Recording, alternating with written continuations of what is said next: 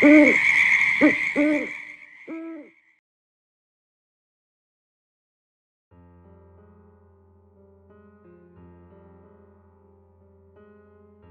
you ever had one of those feelings that something was wrong?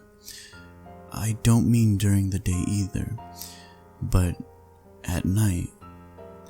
I mean that sudden unprovoked feeling of dread that commands you to wake up. Funny, it's almost like nocturnal evil gives something off that your sleeping brain picks up on. I had one of those recently. It forced me up at 3 a.m. Normally when you have that feeling, you'd lay still feigning sleep.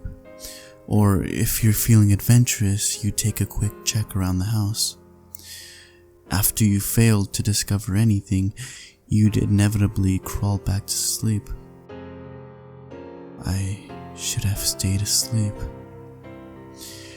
That night, I sat straight up. For the longest time, I sat there staring into the dark of my house before I even realized that I was awake. Then came the fear, that slow strangling feeling that constricts your chest and warms its way down your throat. I was alone in my home, wide-eyed and afraid with no explanation. I couldn't hear the telltale signs of a break downstairs, or the phantom sounds of a leaking pipe. I had no reason to be freaked out, but I was. Without much thought, I got up and walked over to the window. I don't know why I did. I peeled back just enough of the curtain to poke my head through, and I stared out into my moonlit backyard. I should have stayed asleep. Outside, pouncing around my garden, was a clown. It had ruffles around its sleeves and collar, baggy pants and floppy shoes. Its painted white face was even topped off with a big red rubber nose. It was without a doubt the last thing I wanted to see at 3 in the morning. It danced in complete silence, doing a step that only a madman or a child could understand. Its playful manner was haunting. I watched with dread fascination as it circled the garden, trying my best to ignore the growing lump in my throat.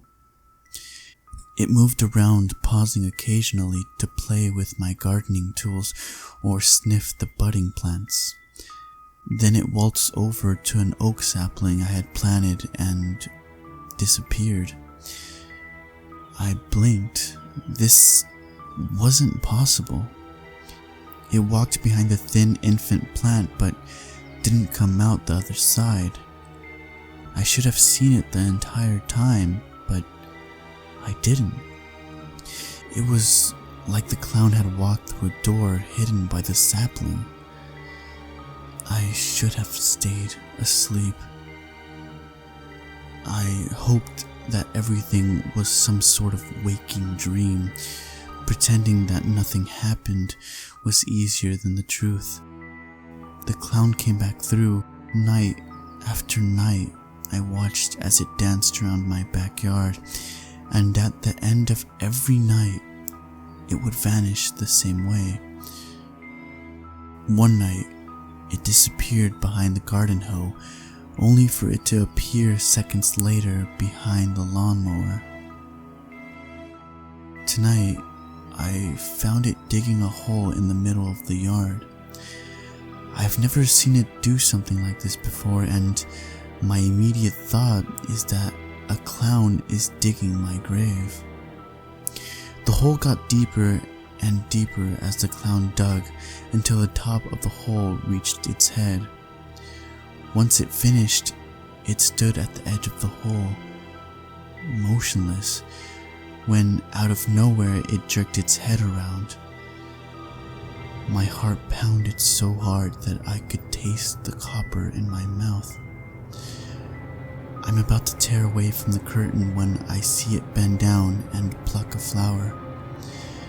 The clown put the stem between its teeth and planted the shovel firm into the ground before stretching out pretend suspenders and admiring its work like a farmer.